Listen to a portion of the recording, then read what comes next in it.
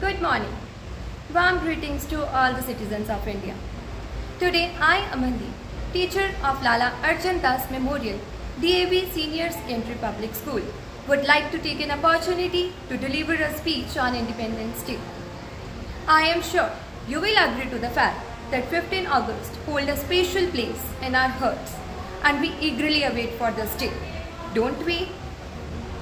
The Independence Day in India, therefore, marks not only the day of freedom of India from British rule, but it also epitomizes the resilience and the power of our nation.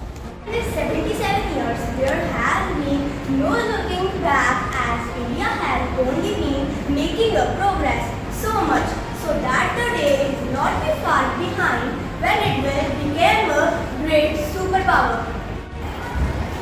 We did not even complete 4 years of independence and our country got strengthened with the declaration of its becoming a republic guided by Constitution of India which the entire world applauds even till today.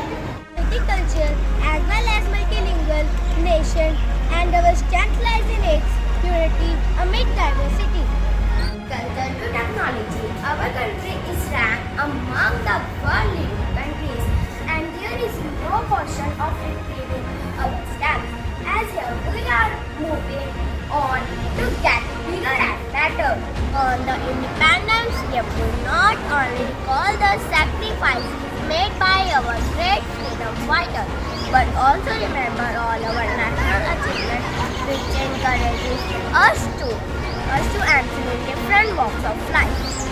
Today we are counted among the leading 5 military powers across the globe and credit goes to our brilliant soldiers who protect our borders day and night so that we can